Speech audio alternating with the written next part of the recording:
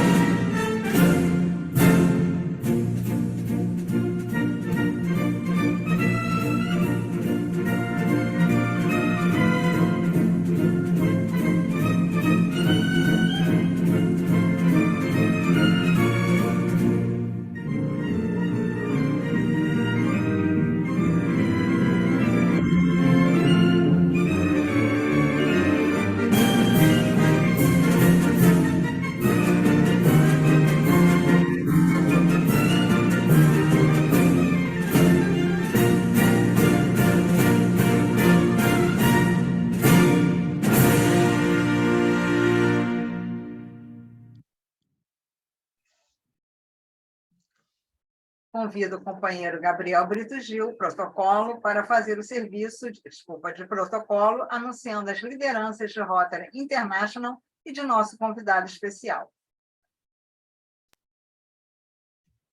Boa tarde, queridos companheiros e convidados.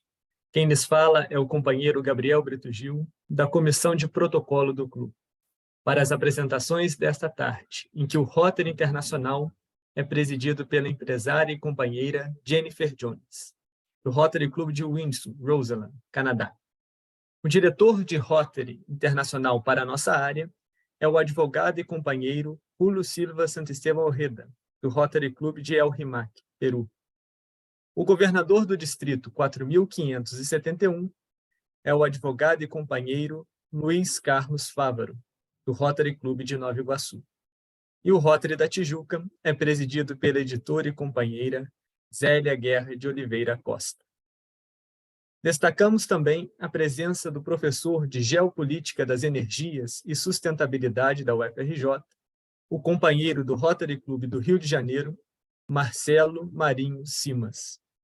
Para todas essas conceituadas personalidades, solicito a carinhosa saudação de todos. Muito obrigada, companheiro Gabriel, pela leitura. No mês que se inicia, abril, o Rotary enfatiza a saúde materno-infantil, uma das 7 áreas de enfoque do Rotary. E para ilustrar a situação atual, peço ao companheiro Marcelo Deodoro que proceda com a leitura do trecho extraído do texto A razão da mortalidade materna no Brasil aumentou 94% durante a pandemia. Fundo de População da ONU alerta para grave retrocesso. Companheiro Marcelo Deodoro, por favor. Boa tarde a todos os presentes. A razão de mortalidade materna no Brasil, que registra as mortes relacionadas a complicações do parto, gravidez e puerpério em relação aos nascidos vivos, aumentou 94% durante a pandemia da Covid-19, retrocedendo a níveis de 2 décadas atrás. O Fundo de População das Nações Unidas, UNFPA, Agência da ONU para Assuntos Relacionados à Saúde Sexual e Reprodutiva, alerta para a gravidade do problema e apela por mais investimentos para fortalecer a cobertura e qualidade dos serviços de saúde materna. Em 2021, a razão de mortalidade materna alcançou 107,53 mortes a cada 100 mil nascidos vivos, conforme informações preliminares. Em 2019, a razão era de 55,31 a cada 100 mil nascidos vivos. Em 2020, foi de 71,97 mortes a cada 100 mil nascidos vivos, o que já representou um aumento de quase 25% em relação ao ano anterior. O aumento do número total de mortes maternas foi de 77% entre 2019 e 2021. Os dados são do Ministério da Saúde e foram mapeados pelo Observatório Obstétrico Brasileiro. Como os dados de 2021 ainda são preliminares, o número ainda pode mudar, conforme a atualização das secretarias de saúde estaduais e municipais. Para a coordenadora do Observatório Obstétrico Brasileiro, a médica obstetra e professora Rossana Francisco, no entanto, os registros mostram um claro impacto que a pandemia teve no sistema de saúde sexual e reprodutivo. Ela explica que, em 2019, a razão de mortalidade materna brasileira já era considerada muito alta, por conta das dificuldades que o país enfrentava na área. O Brasil já tinha várias fragilidades na atenção obstétrica e, quando o sistema de saúde foi testado pelo aumento de gestantes puérperas, precisando de internação em unidades de gestação de alto risco e de terapia intensiva, especializada, na atenção às gestantes. Essa fragilidade que já existia se tornou mais evidente ainda, afirma. Segundo a professora, a pouca quantidade de unidades de terapia intensiva preparadas para os cuidados com gestantes, além da falta de profissionais capacitados, levou ao aumento significativo nas mortes ocorridas durante a pandemia. Ela também destaca que esse número pode ser ainda maior. Isso porque as mortes maternas se dividem em causas obstétricas diretas, como intervenções no parto ou hemorragias, e causas indiretas, ligadas a doenças prévias ou desenvolvidas na gravidez. Em 2020, por exemplo, quase 43% das mortes maternas foram por causas indiretas, o que inclui os casos de Covid-19. Mas há grandes dificuldades na classificação das mortes de mulheres gestantes ou puérperas em geral, o que leva a uma possível subnotificação. Muitas vezes, o atestado de óbito é preenchido sem que seja apontado que se trata de uma morte materna. Com frequência, o CID, Código Internacional de Doenças, registrado é de uma doença geral, e não o CID relacionado à gestão. Tudo isso faz com que haja uma dificuldade no registro. É muito importante olhar para os casos registrados por causas indiretas, mas também aqueles que não foram registrados como mortes maternas, explica a professora Rossana. Trecho extraído do site da UNFPA, Fundo de População das Nações Unidas, é o organismo da ONU responsável por questões populacionais, datado de outubro de 2022. Devolvo a palavra à nossa presidente Zélia Guerra. Muito obrigada, companheiro Marcelo, por essa leitura que nos colocou o panorama da nossa situação em relação à mortalidade infantil. Bom, eu agradeço. Só um minutinho, gente, peço desculpas, eu me perdi aqui. Eu agradeço, então, e peço agora ao companheiro Carlos Neves que faça a leitura do nosso... Desculpa. Eu peço ao companheiro a Ciomara Castro e o companheiro, em seguida, Fernando Quintela, para falar sobre aquilo que foi finalizado essa semana, no último final de semana. Companheira Ciomara, por favor. Boa tarde a todos. Então, vou fazer uma pequena introdução, apesar de a maioria aqui ser de rotarianos. Então, o RILA é um prêmio de liderança juvenil promovido pelo Rotary Club. Busca desenvolver nos jovens a capacidade de liderança e cidadania, bem como promover o crescimento pessoal. Esse programa permite que os jovens debatam problemas nas áreas de responsabilidade profissional e relações humanas, ao mesmo tempo que fazem novas amizades. Esse ano, nós resolvemos fazer por experiência que eu já tinha, um RILA virtual, e nós fizemos um RILA interclubes.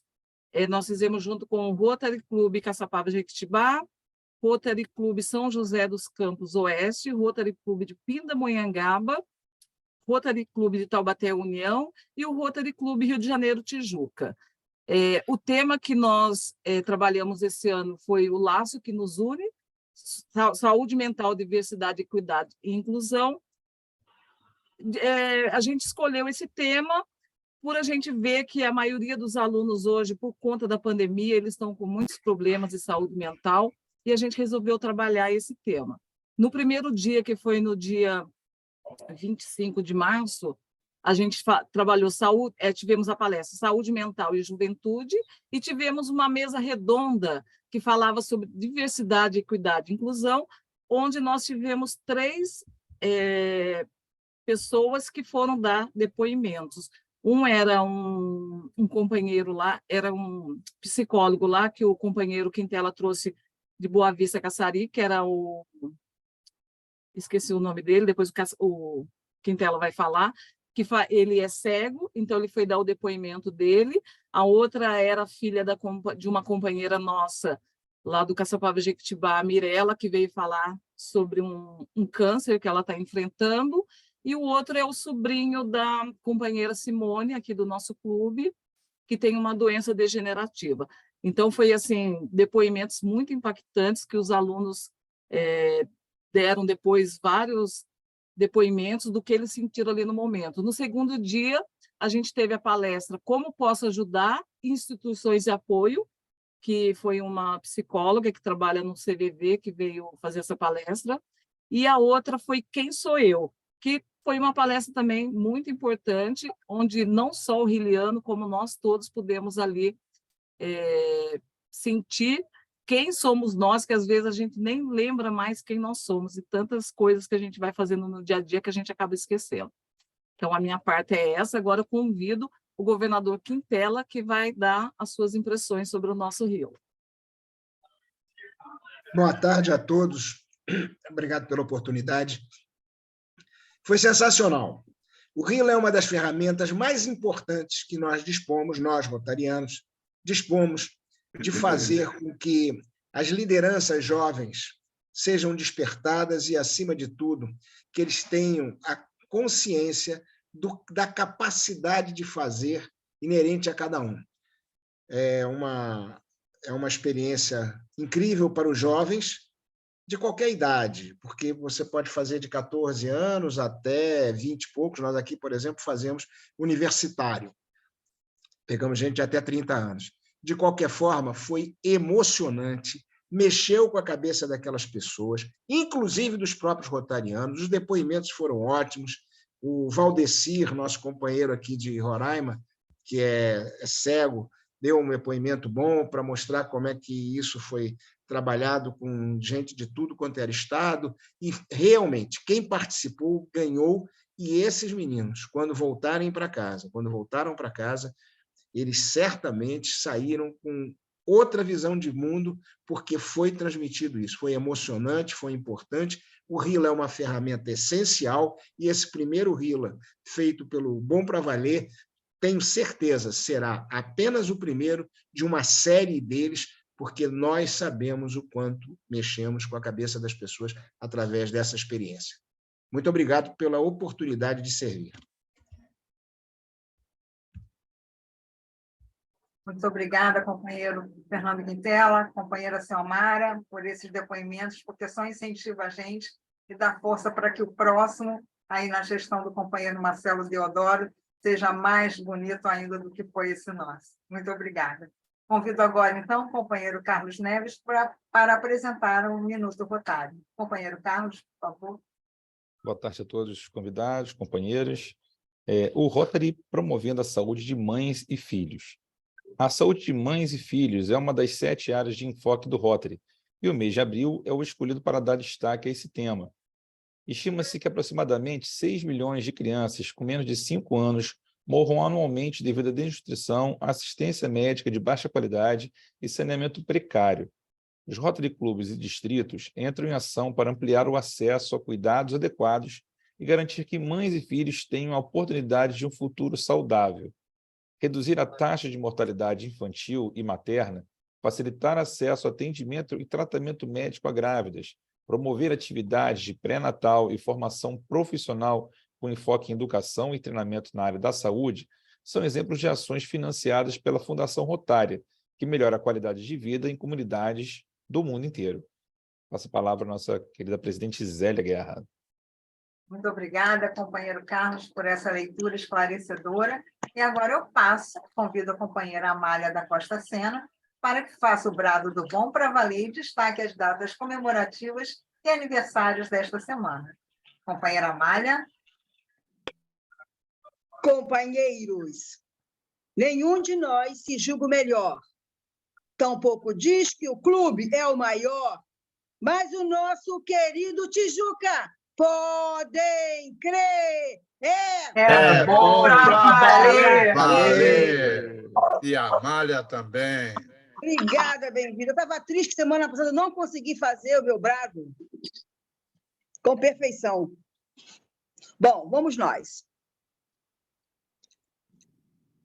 No dia 9 de abril, é celebrado a Páscoa, uma celebração cristã comemorada anualmente num domingo, conhecido como Domingo de Páscoa. É considerada uma das festas mais importantes para os cristãos, pois celebra a ressurreição de Jesus Cristo, que morreu com o intuito de libertar a humanidade do pecado. Esta é uma festa móvel, ou seja, a data da Páscoa varia a cada ano. Ocorre sempre no domingo, depois da primeira lua cheia do equinócio, o que, por norma, costuma se realizar entre os dias 22 de março e 25 de abril. A data foi definida desta forma pelo fato de a Páscoa ter origem judaica, e a celebração da Páscoa judaica tem início no equinócio. A Páscoa marca o fim da chamada Semana Santa, que se inicia no Domingo de Ramos. Em 2023, foi no dia 2 de abril, e termina no Domingo de Páscoa, em 2023, no dia 9 de abril. Durante toda a Semana Santa, há procissões e cerimônias especiais, sobretudo na quinta e na sexta-feira. A Quinta-feira Santa celebra a última ceia de Jesus Cristo com seus 12 apóstolos, enquanto a Sexta-feira Santa, ou Sexta-feira da Paixão, recorda o dia em que Jesus Cristo morreu crucificado.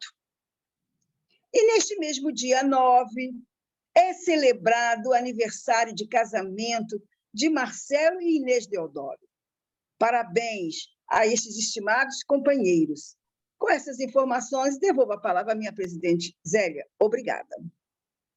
Muito obrigada a você, companheira Amália, por essa leitura maravilhosa.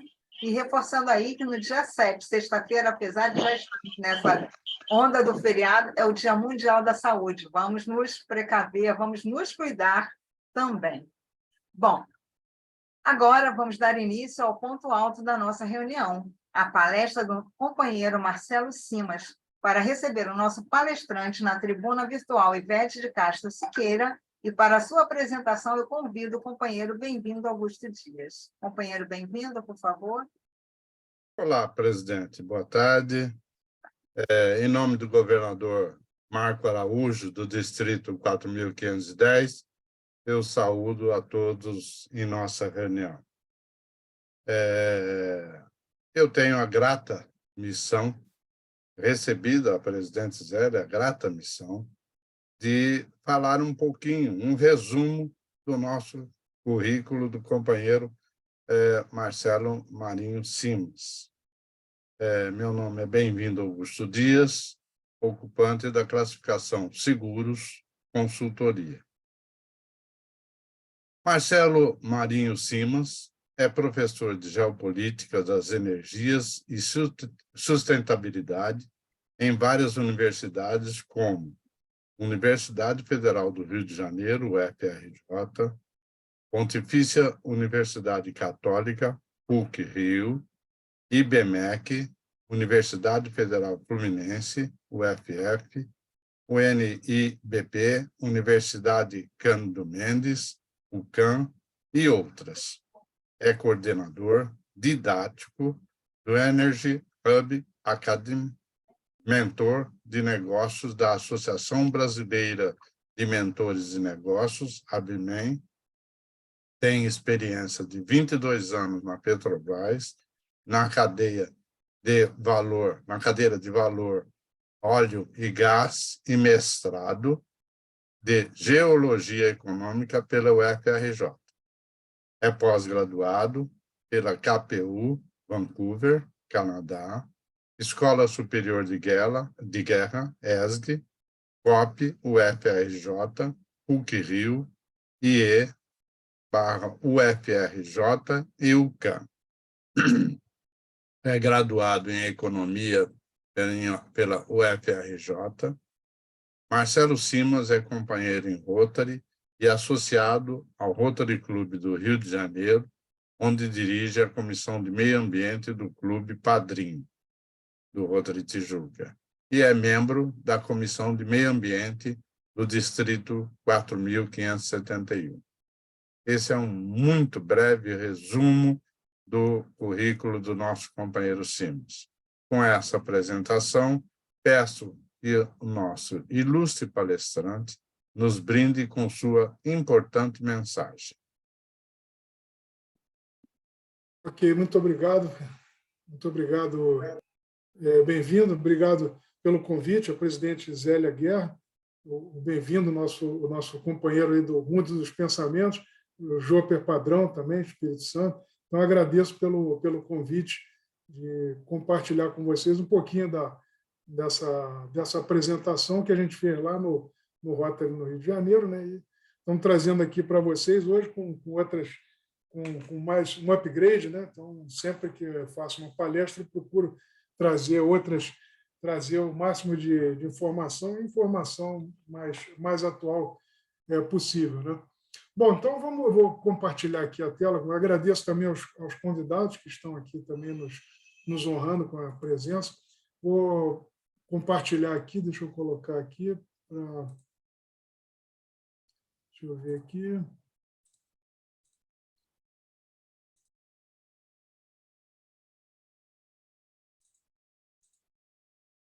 Você já liberou, Gabriel? Aqui já, né? Sim, Marcelo. Você já está como anfitrião da sala. Pois é, não estou conseguindo entrar aqui com a apresentação. Se você preferir, eu posso fazer o compartilhamento para você.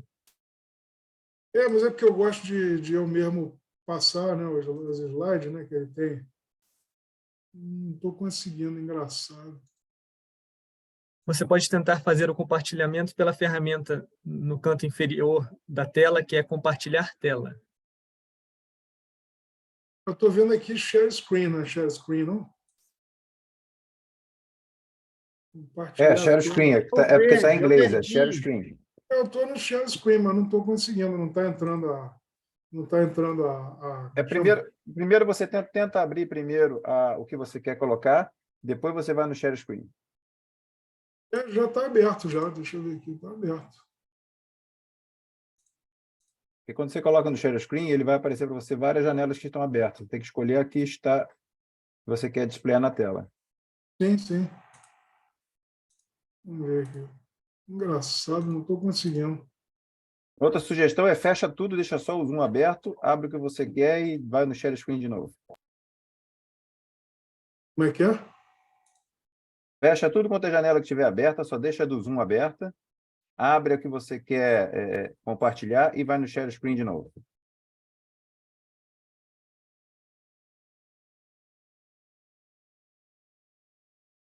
Engraçado. Agora mesmo abriu, mas agora não quer. Realmente, informática, assim, eles têm vontade própria, né? Acabei de colocar aqui na pouco para testar.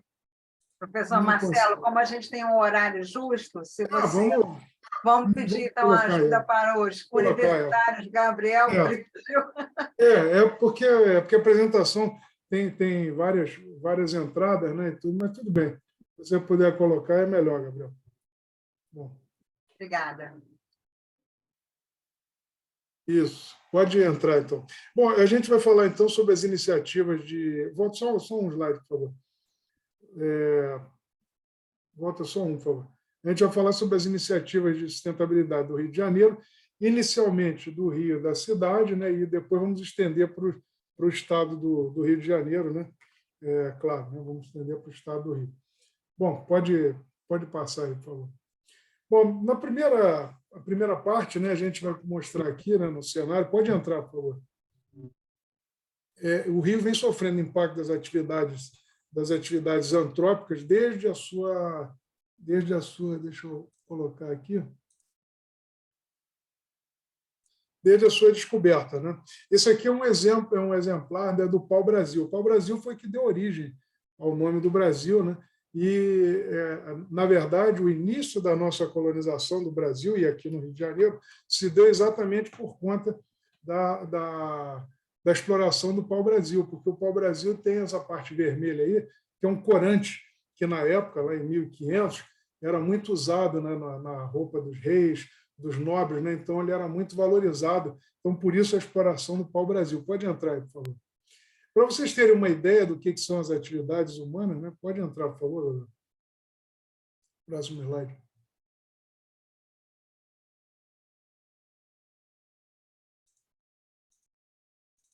Gabriel?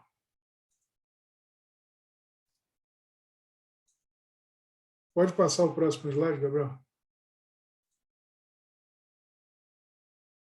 Alô? Gabriel? Eu acho que ele travou. Travou? Está travado ali o Gabriel. Travou. Eu pedi a gente...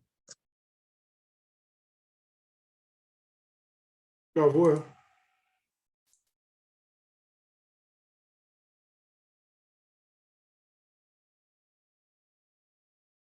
O Gabriel caiu.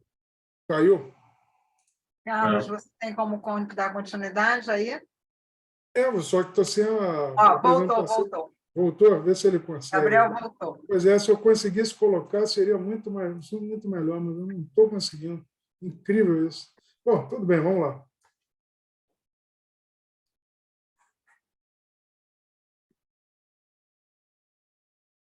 Bom, então, para vocês terem uma ideia do que é atividade humana, né? Isso aqui é uma foto muito interessante, foi feito por um... Pode entrar aí, por favor.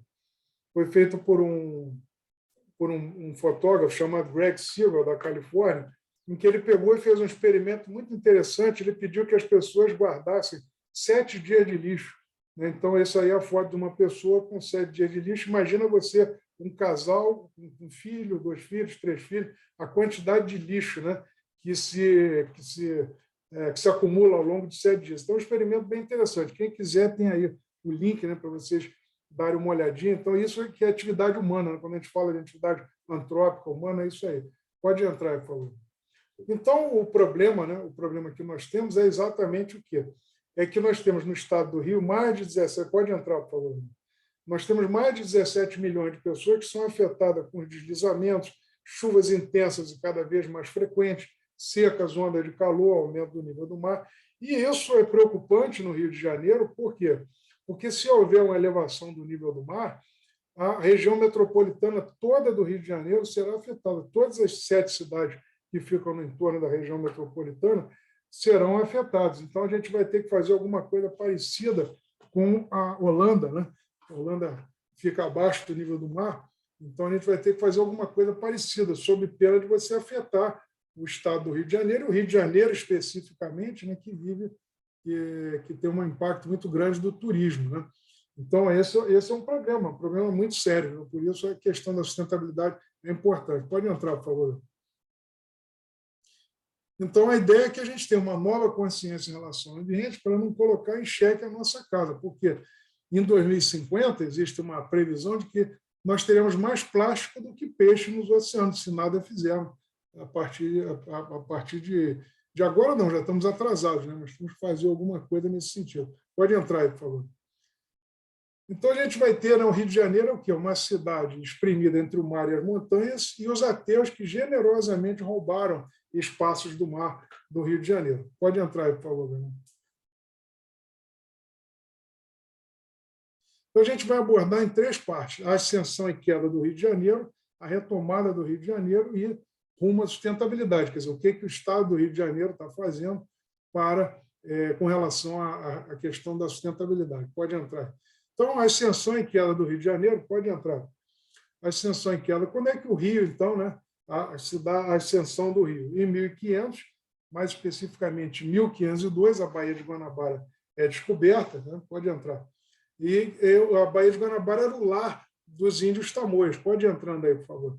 Era o lar dos índios tamoios. E, inicialmente, como eu já falei, o que os portugueses queriam no Rio de Janeiro? Basicamente, o pau-brasil, como a gente mostrou ali, e esse foi o primeiro grande problema ambiental, né, que hoje essa árvore está quase que extinta. Em 1555, os franceses fundaram a França Antártica, né, onde é hoje, só para vocês se localizarem, né, na entrada da Baía de Guanabara, nós temos aqui no Rio de Janeiro o Forte São João, que é onde fica a Escola de Educação Física do Exército e a Escola Superior de Guerra, e no outro lado, lá em Niterói, temos a Fortaleza Santa Cruz. A Fortaleza Santa Cruz era onde os franceses se instalaram no Rio de Janeiro, e ao longo de 12 anos de guerras, né, com os índios tamoios, os tamoios apoiando os franceses e os temiminós, os portugueses tiveram eles como seus aliados, expulsou os franceses, né, do que hoje é a Fortaleza Santa Cruz, que é lá em Niterói. Então, só para vocês terem uma ideia. Então, foi fundada essa França Antártica porque os franceses não reconheciam, digamos assim, o território, né, que pertencia todos aos portugueses, que foi feito pelo Tratado de Tordesilhas. Pode entrar aí, por favor. Então, por isso, foi fundado o Rio de Janeiro, entre o Morro Cara de Cão e o Pão de Açúcar, né, que a gente conhece. Ela foi fundada em 1565 pelo Estácio de Sá, acabou de fazer, no mês passado, 458 anos por conta disso. Em 1763 é que o Rio se tornou a capital da colônia do Marquês de Pombal, porque o Rio passou a ter uma importância muito grande por conta do ouro de Minas Gerais, que era escoado por aqui, e por Paraty, que era a Estrada Real.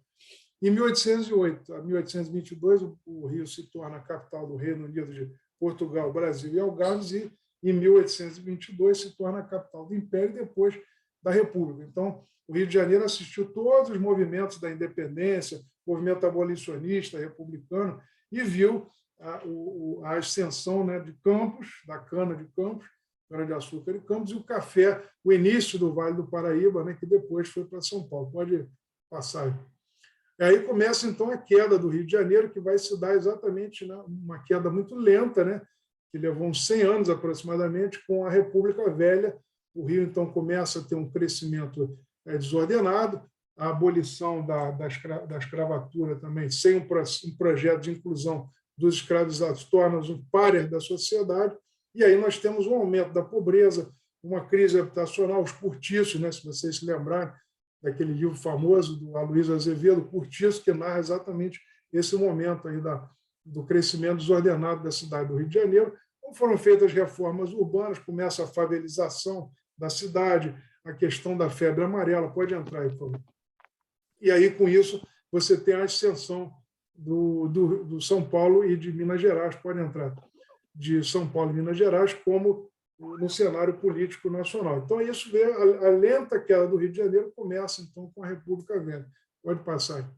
Até chegarmos aí em 1960, efetivamente, quando a capital vai se mudar para Brasília, e o Rio de Janeiro vai se tornar o estado da Guanabara, o famoso estado da Guanabara, uma cidade-estado. Pode entrar aí. E uma outra questão, né, que, apesar de tudo isso, eu vi isso aí quando era criança, né, a resiliência do Rio de Janeiro, os anos dourados, mesmo na queda. Isso aí, para quem não se lembra, é o calçadão de Copacabana, a praia de Copacabana, né, na década de 60, 70, né, mais ou menos. Eu era criança e eu ainda vi isso aí.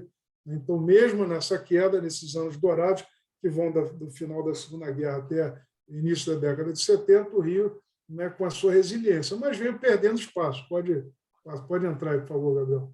E aí o Rio literalmente perdeu o bonde, né? O Rio de Janeiro foi uma das primeiras cidades do mundo a introduzir o bonde, em 1556, os burros e cavalos, e depois, em 1891, introduziu o bonde elétrico, né? Então, o Rio perdeu o bonde, por quê? Porque o bonde foi para o Rio, o que o metrô é para Paris, né? Se vocês forem pesquisar, o Rio teve a maior linha de bondes do mundo, né? E o Rio, então, poderia ter utilizado o bonde, né? E o bonde saiu de circulação em 1964. Só ficou basicamente o que a gente conhece lá hoje, pode entrar aí. Só ficou basicamente o bondinho de Santa Teresa, né? Mas, devido justamente a uma tendência mundial, que é a competição da indústria de óleo e gás, que foi retirando os bondes, isso aconteceu no mundo inteiro, né? Aconteceu em Washington, aconteceu em Nova York, aconteceu na Califórnia, aconteceu em vários lugares do mundo. Os ônibus tomaram o lugar do bonde, né? E o bonde poderia ter sido um vetor de desenvolvimento para o Rio de Janeiro, né? Infelizmente, ele foi abandonado em 1964. Pode entrar aí, por favor. Essas são as datas, né, que eu já falei. São as datas. Pode passar aí. E uma outra questão também, né, que vai explicar a queda do Rio de Janeiro: o regime militar e a prisão de criminosos comuns, como presos políticos, deram origem ao crime organizado, inicialmente o tráfico de drogas e, mais recentemente, as milícias. Em 75, a fusão do Estado da Guanabara, que era basicamente a cidade, né, do Rio de Janeiro, que virou o Estado da Guanabara e o Rio de Janeiro, e em 1989, a quebra da Bolsa de Valores, né, o nosso grande Naginar, né, investidor, entre aspas, quebrou a Bolsa do Rio de Janeiro, e aí levou a essa mudança, né, de várias empresas saíram do Rio, foram para São Paulo por conta disso. Pode passar aí. E, finalmente, a outra explicação é que o Rio, por ser a capital durante quase 200 anos, o Rio não tem um bairrismo, né? Não, pode voltar. Então, o Rio se acostumou a pensar muito no Brasil, né? Então, o Rio é aquela cidade bonita, né? Igual aquela garota bonita que todo mundo quer namorar, mas ninguém quer casar. A verdade é essa. Então, o Rio ficou assim, né? Sem esse bairrismo, né, que você tem nos outros lugares. O Rio pensou muito no Brasil e acabou não tendo o devido cuidado com ele mesmo, né? Pode passar. Na segunda parte, a gente vai falar, então, da retomada, né? A retomada do Rio de Janeiro se dá, pode entrar, se dá com a indústria do petróleo, né? Então, pode entrar. Em 1973, nós temos a crise do petróleo, 73 e 79. Então, o que aconteceu? Os preços do petróleo quadruplicaram de 3 para 12 dólares, e a Petrobras, então, num esforço enorme na década de 70, consegue descobrir a Bacia de Campos. E a Bacia de Campos, então, chegou a produzir 80% da produção doméstica. O Brasil foi a grande salvação do Brasil na década de 70 e 80, né? A Bacia de Campos, para quem não conhece, ela fica entre o Espírito Santo, vocês podem ver aí pelo mapinha, fica entre Vitória e Cabo Frio. Isso é a Bacia de Campos. Mas quando a gente fala de bacia, está falando da bacia geológica, né? Então, muitas vezes, ela não guarda uma ligação com a geografia. E a bacia de Santos, que atualmente é a principal produção, ela fica de Cabo Frio até a ilha de Florianópolis, né? Então, com isso, o Rio começou a receber muitas participações governamentais, que são basicamente tributos que incidem sobre o petróleo, que são compartilhados com os estados e com os municípios. E as principais cidades, naquela época, Campos e Macaé, tanto que Macaé é conhecida como a capital do petróleo. Então, o Rio ficou numa dependência em relação às receitas petrolíferas. Hoje, mais ou menos 30% da receita do estado vem do petróleo, só para vocês terem uma ideia. Então, até coloquei, né, seria a maldição do petróleo, né? O Rio de Janeiro teria a maldição do petróleo. Pode passar aí, por favor, Gabriel. Então, o que nós temos é que, só para vocês terem uma ideia, nesse gráfico, no ano passado, foram arrecadados quase 130 bilhões de reais entre royalties e participação especial, que são as participações governamentais. E, para vocês terem uma ideia, pode entrar aí, por favor, Gabriel.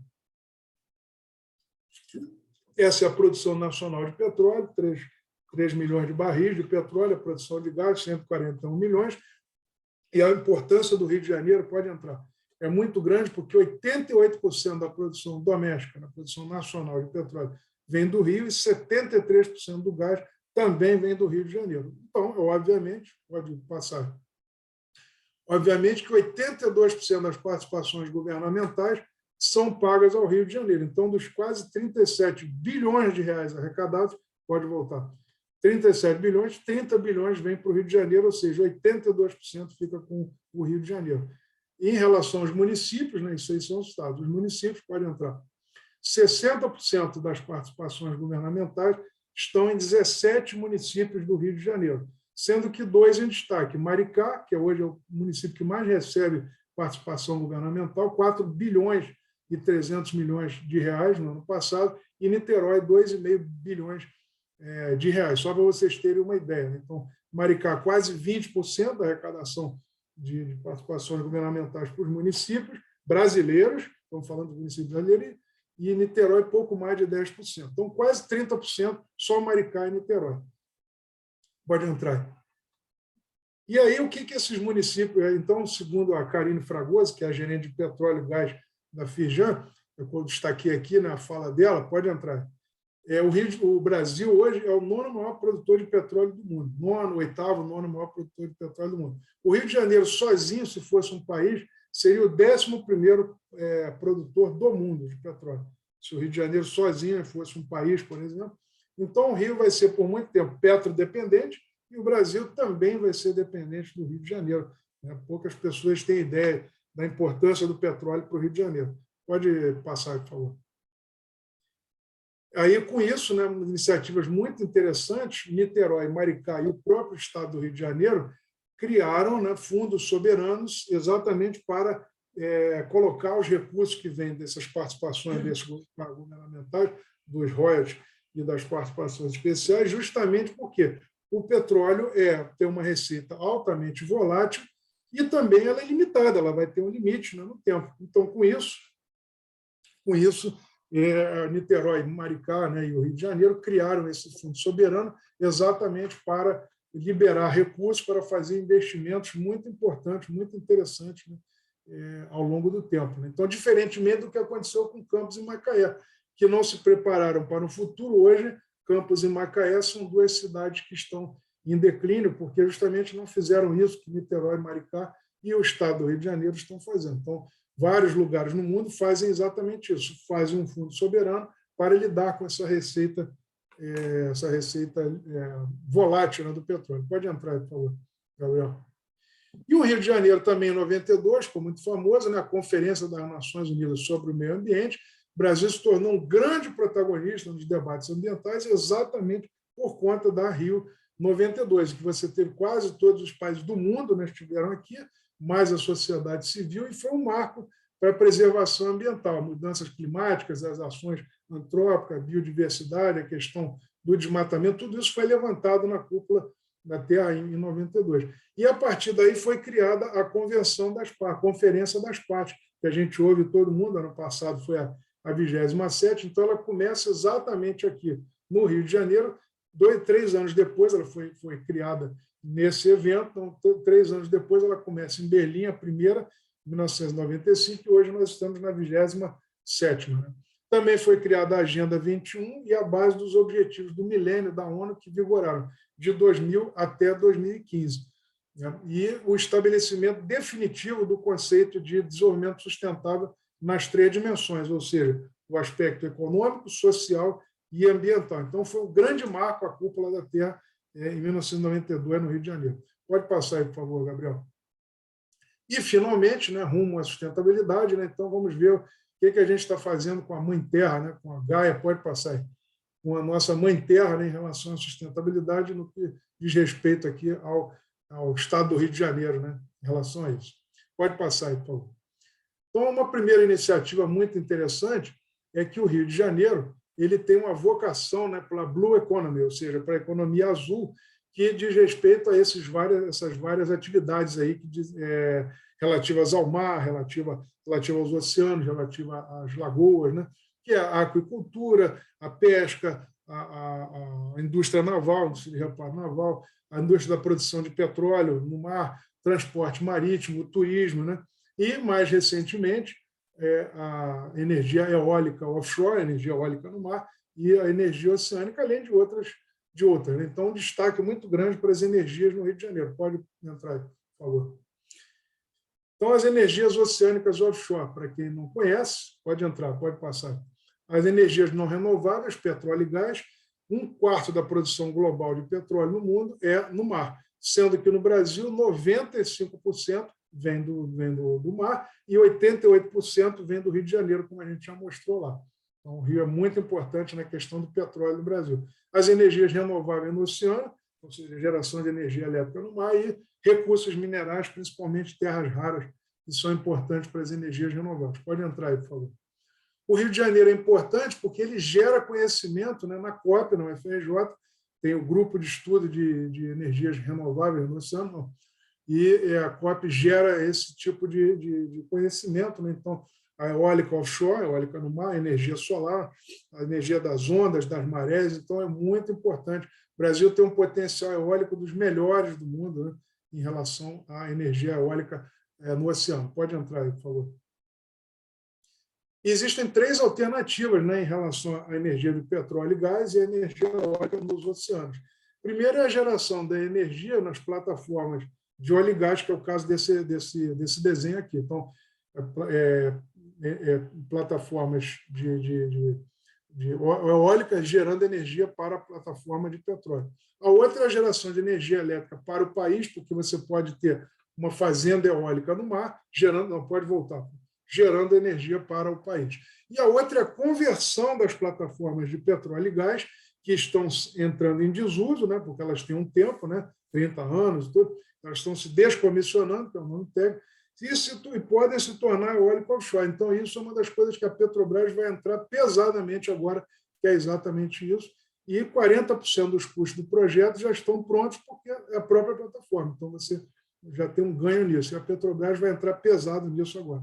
Pode passar aí, por favor. A outra questão é a Angra 3, né, que é o complexo nuclear Almirante Álvaro Alberto, com previsão para junho de 2027. Para quem não sabe, 40% da energia do Rio de Janeiro é gerada por Angra 1 e 2. E Angra 3, quando estiver pronta, né, então Angra 1, 2 e 3 vai gerar 60% da energia do Rio de Janeiro vem da energia nuclear. Né? Poucas pessoas sabem disso ou se dão conta disso. Pode passar, por favor. Uma outra iniciativa, né, muito interessante é o retorno do transporte urbano. O Rio perdeu o bonde, como a gente falou lá, porque era as maiores linhas de bonde do mundo, né? Então perdeu e recentemente com as Olimpíadas, então houve um retorno desse transporte urbano sobre trilho com o VLT, né, que a gente conhece hoje, que está lá no centro da cidade, né, basicamente. Então uma iniciativa bastante interessante. Pode passar, por favor, Gabriel.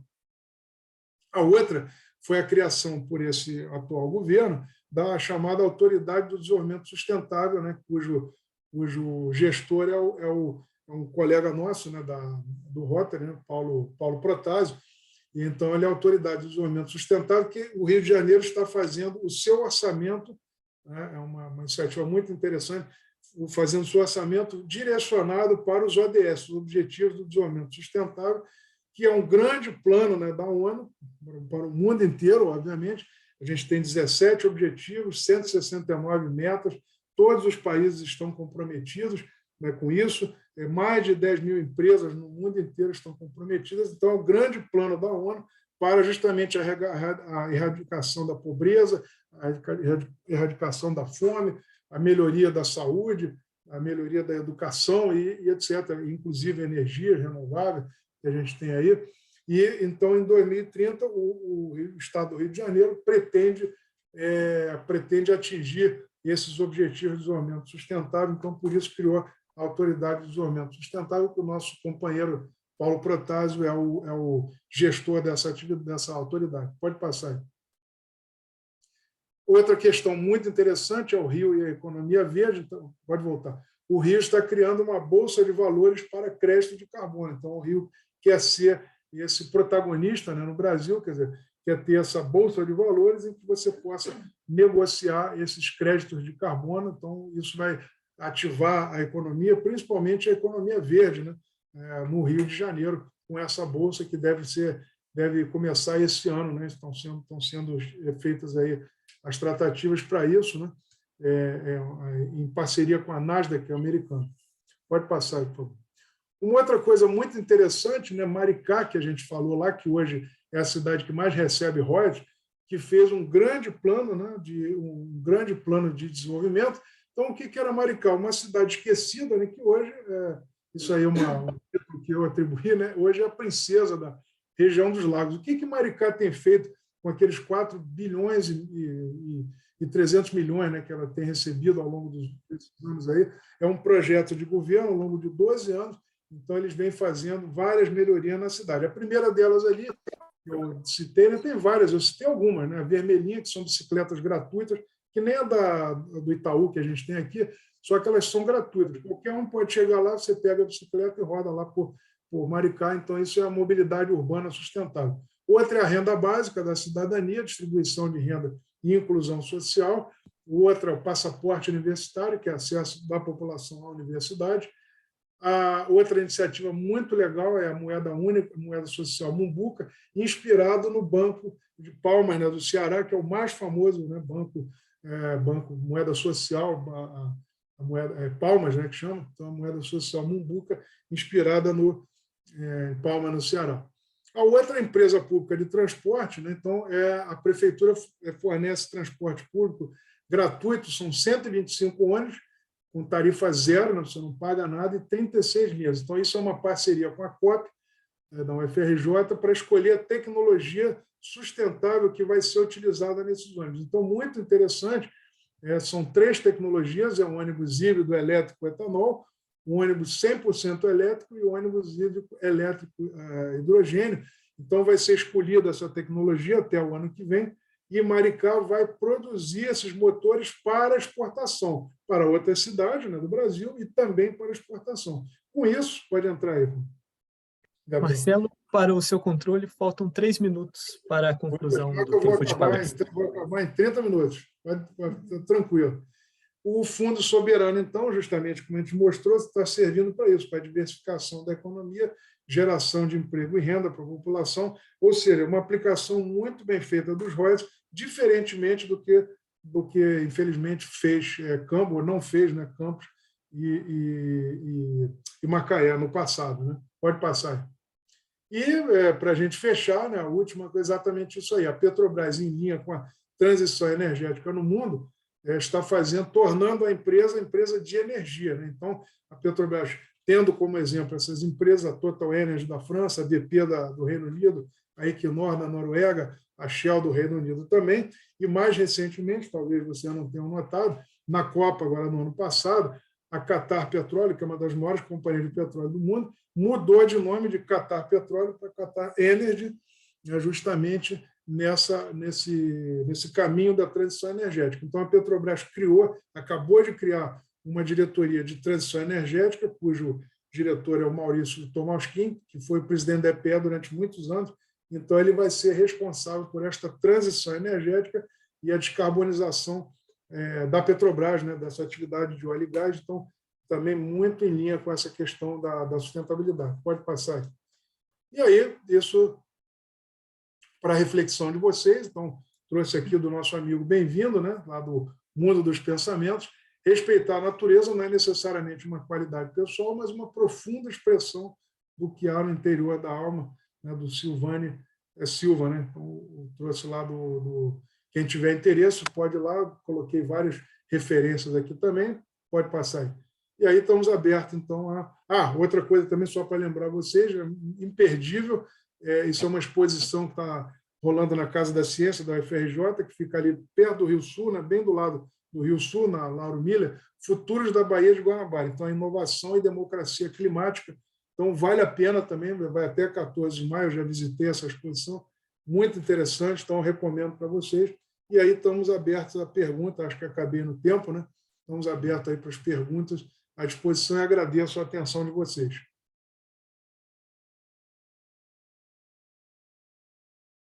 Muito obrigada, professor. Muito obrigada por essa palestra maravilhosa, super interessante, inovadora, trouxe bastante conhecimento para a gente. Parabéns mesmo. Palmas para você. E, realmente, agora vamos abrir para as intervenções. Eu peço ao companheiro Gabriel Gil para moderá-las. Muito obrigada. Obrigado, presidente Zélia. Nós temos um companheiro inscrito. Passo a palavra ao querido companheiro Márcio Rocha.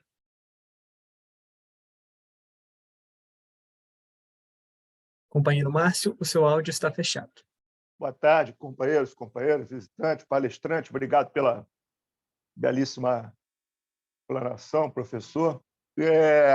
Eu observava aqui, né, a sua apresentação, e o intuito aí da sustentabilidade, interesses relativos ao meio ambiente no Rio de Janeiro. A pergunta é o seguinte: há quantas anda, professor, não sei até onde o senhor pode nos esclarecer, a questão relativa à despoluição da Baía da Guanabara, né? O senhor terminou justamente, né? Eu já estava pensando nessa questão, e o senhor terminou justamente apresentando essa exposição, né? Que eu acho que é muito bem-vinda, porque é sabido que há muito tempo, muitos desses recursos que o Estado do Rio de Janeiro, né, recebe, por exemplo, oriundos do petróleo, que nós temos aqui à nossa frente, essa vastidão aqui de mar, né? Para um lado, ao sul, né? A Baía de Santos e ao norte a de Campos, né?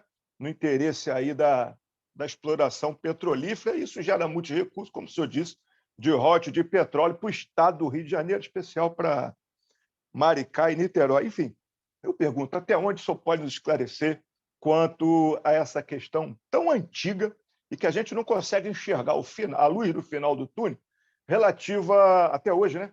Relativa aí à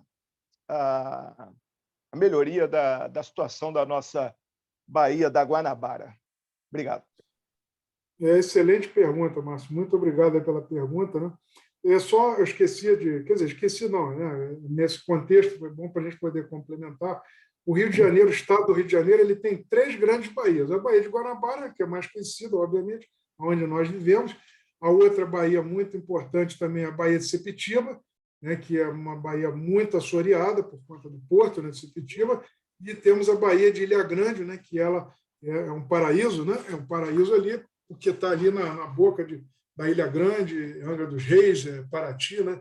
E há um cuidado muito especial da Petrobras, porque tem um terminal da Baía de Ilha Grande, lá na Petrobras, tem um cuidado muito especial com aquele lugar ali, que isso é feito pela Petrobras. E com relação à Baía de Guanabara, também esse é um questionamento, né, que eu faço, não faço parte de um grupo de trabalho do Estado do Rio de Janeiro. Então, né, todo mundo pergunta isso, mas vem cá, a Baía de Guanabara, há 40 anos a gente ouve falar na questão da despoluição, já veio aqui o banco japonês, né, já se investiu muito dinheiro aqui e tal, né? Então, isso realmente é um questionamento que eu fiz também. Então, o que o Estado do Rio de Janeiro está fazendo agora, segundo essas informações que eu tenho, o Estado do Rio, com essa concessão aí da SEDAI, né? Então ela concedeu para 3 ou 4 empresas aí a questão da água e do esgoto, né? Então o objetivo é chegar em 2030 com praticamente uma universalização, que é uma das mudanças da lei que foi feita há uns 2 anos atrás, a lei do saneamento básico. E, com isso, uma das questões é exatamente essa daí, você despoluir a Baía de Guanabara por intervenções, porque a Baía de Guanabara ela é poluída, né? O Jota sabe disso melhor do que eu, né? Ele é da SEDAI, foi da SEDAI, né? Sabe melhor do que eu. São os rios que vêm da Baixada Fluminense que desaguam na Baía de Guanabara e poluem totalmente a Baía, né? Então, a Baía já perdeu uma boa parte da sua biodiversidade, né? Então, na Bahia, na bandeira do Rio de Janeiro, da cidade do Rio de Janeiro, tem os golfinhos, que, né, golfinho hoje, né, se tiver, coitado, deve ser uma meia dúzia de golfinhos, né?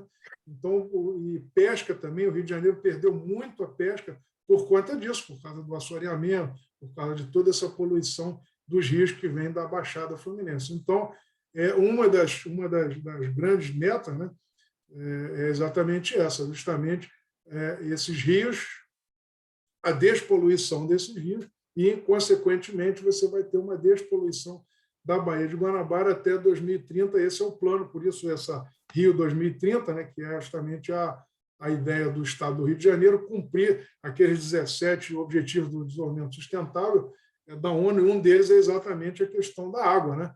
É a questão da água, que a gente está aqui atrás de mim, né? o Dia Mundial da Água, que foi no dia 22 de março. Né? Então, exatamente esse faz parte desse trabalho, né? Que é a despoluição do Baía de Guanabara por conta disso, da universalização do saneamento da água e do esgoto no estado do Rio de Janeiro por conta da concessão da SEDAI para essas 3 ou 4 concessionárias que estão aqui no estado do Rio de Janeiro. Obrigado, companheiro Marcelo, pela palestra. Eu agradeço também ao companheiro Márcio pela intervenção. Não tendo mais nenhum companheiro inscrito, eu devolvo a palavra à presidente Zélia Guerra para darmos continuidade à nossa reunião. Muito obrigado a todos. Muito obrigada, companheiro Gabriel. E eu agradeço ao professor Marcelo Marinho Simas, companheiro, por sua mensagem, pela oportunidade do tema e sua relevância para este Rotary Club, para a comunidade tijucana e de todos que nos prestigiam. Para demonstrar o nosso reconhecimento, apresentamos a você o certificado que será entregue em mãos oportunamente. Certificado de reconhecimento, o Rotary Clube do Rio de Janeiro, Tijuca, o Bom para Valer, tem a honra de outorgar este certificado de reconhecimento ao professor de Geopolítica das Energias e Sustentabilidade da UFRJ, Marcelo Marinho Simas, pela sua brilhante palestra sobre o tema Iniciativas de Sustentabilidade do Rio de Janeiro, quando compartilhou seu conhecimento e contribuiu de maneira decisiva para a construção de pontes de amizade e cooperação entre as pessoas. Muito obrigada mais uma vez, professor. Gabriel. Eu que agradeço. Só posso falar só uma coisa rápida? Sim, por favor. Não, rapidamente. Eu que agradeço aí o convite, Zélia, né, mais uma vez, e eu coloquei aí no chat, né, um filmezinho muito interessante que o Joper me passou, que é o Rio, quem tiver interesse, né, o Rio em 1565, exatamente na fundação da cidade, um filme muito bacana, vale a pena, ter uns 5 minutos, mostra como era o Rio de Janeiro naquela época, e também, quem tiver interesse, eu disponibilizei a palestra para a Zélia, né, aí no PDF, então pode distribuir a palestra, quem tiver interesse, né, e estamos à disposição. Qualquer dúvida, tem lá meus contatos, né, na apresentação, estou à disposição para qualquer coisa. Muito obrigado. Muito obrigada a você, professor. Eu solicito que, se puder ficar conosco até o término da reunião, nós agradeceremos. Muito obrigada mesmo. Bom, dando continuidade, então, abrindo os trabalhos dessa nossa semana, que é os acontecimentos, na terça-feira, dia 28 de março, o companheiro Joper Padrão, a convite do comandante do 1º Batalhão de Polícia Militar do Exército, 1º Batalhão de Polícia do Exército, tenente-coronel Gustavo Lima, palestrou aos oficiais do 1º Batalhão sobre o tema O Papel dos Clubes de Serviço. Participaram da palestra o tenente-coronel Gustavo Lima, o Major Moura, oficiais e sargentos. A palestra foi ministrada anteriormente sob o comando do coronel Pacheco. À tarde, o companheiro Marcelo Deodoro estava presente ao encontro da rede do Centro de Referência de Assistência Social da Tijuca, na Fundação São Joaquim, para falar da agenda de 2023, dinâmica dos encontros preparatórios para a pré-conferência municipal da assistência social. O encontro contou com a presença de colaboradores e segmentos da sociedade civil da Tijuca, que atuam em serviços assistenciais, entre eles a PAI, Projeto Roda Viva, ONG Nova e a ONG Novo Horizonte. À noite, lá estava eu na telinha, assistindo a reunião do Rotary Clube Maracanã, presidido pelo companheiro Marcos Salomé, juntamente com o companheiro Marcelo Deodoro, sobre a gestão de carreira à luz do empreendedorismo e inovação. Excelente palestra da empresária Juliane Cohen. Na quarta noite, na live da minha editora, Planeta Azul, o bate-papo foi com Larissa Mendes, psicóloga que palestrou no primeiro dia do RILA Interclubes, sendo o Rotary Clube da Tijuca um deles. Um bate-papo maravilhoso sobre a temática, a saúde mental dos adolescentes pós-Covid. Está salva no nosso canal. Vale a pena assistir e as dicas e abordagem da palestrante. Nesta noite, a comissão do RILA se reuniu para a batalha final, fechar o segundo dia do RILA, ajustando os últimos detalhes. Lá estavam os companheiros Fernando Quintela, Ciomara Castro e Marcelo Deodoro. E tem mais, o companheiro bem-vindo Augusto Dias nos surpreendeu com belíssima notícia em eleição da diretoria 2023-2025 da Associação Editora Brasil Rotário, estará como diretor administrativo e o companheiro Joper Padrão estará como membro titular do Conselho de Administração. A associação será presidida pelo companheiro Ricardo Franco Teixeira, do Rotary Clube do Rio de Janeiro. Parabéns aos companheiros. E na comissão da Associação dos Diplomados da Escola Superior de Guerra, a DESG, 2022-2023, o companheiro Joper Padrão atua como assessor especial, assim como o companheiro Tácito Melo Barbosa. Parabéns a ambos. No sábado, a emoção foi a mil. Segundo e último dia do RILA, Interclubes, que contou com a participação do Bom Pra Valer, sendo representado pelo estudante Lucas de Melo Pinheiro, da Escola Municipal Barão de Itacuruçá, sendo um dos vencedores da batalha por ter interagido em ambas as reuniões. Uma das palestrantes deste sábado foi Patrícia Fanteza, do Centro de Valorização da Vida, e já havia palestrado no Rotary da Tijuca, a meu convite, e foi indicada para palestrar no RILA. Uma palestra muito enriquecedora sobre o poder da escuta empática. Estiveram presentes os companheiros Fernando Quintela, Amália da Costa Sena, Márcio Rocha, Ciomara Castro, Tiago Silva, Marcelo Deodoro e Tácito Melo. Lucas, um dos 3 vencedores, receberá como prêmio um livro à sua escolha no valor de até R$ 50, certificado de participação, e a escola receberá o troféu pela sua participação também. A meu convite, Lucas estará no nosso almoço no dia 11 de abril. E assim colocamos as notícias em dia. E as nossas ações continuam. Semana que vem tem mais, se Deus quiser. Estamos nos minutos finais dessa reunião e eu peço, então, ao companheiro Gabriel Gil, protocolo, que nos apresente as estatísticas desta reunião. Companheiro Presidente Zélia, queridos companheiros e convidados, eu informo a todos que tivemos a participação de 30 pessoas. A reunião foi gravada e ficará disponibilizada no nosso canal do YouTube. Informo também que acabo de compartilhar na sala do Zoom a palestra do nosso querido companheiro Marcelo Simas. Companheiro que desejar pode fazer o download no chat. Muito obrigado a todos mais uma vez pela presença. Muito obrigada, companheiro Gabriel. E para finalizar, faço a leitura de uma frase do fundador do Rotary International, Paul Harris. O Rotary não é uma religião e nem um substituto para uma religião.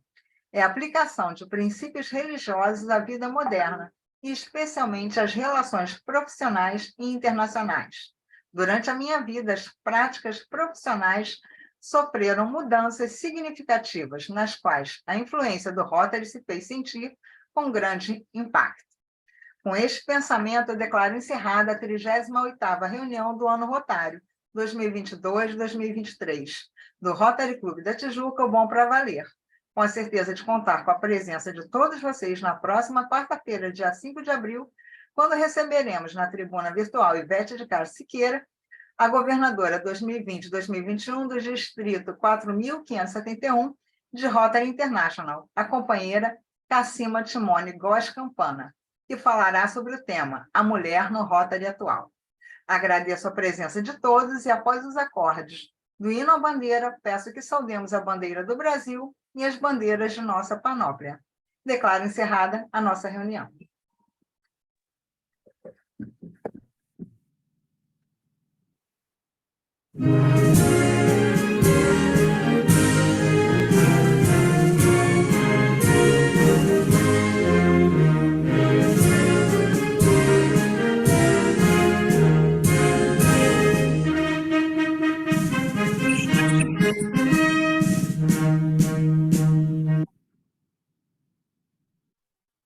Podemos abrir os microfones para o nosso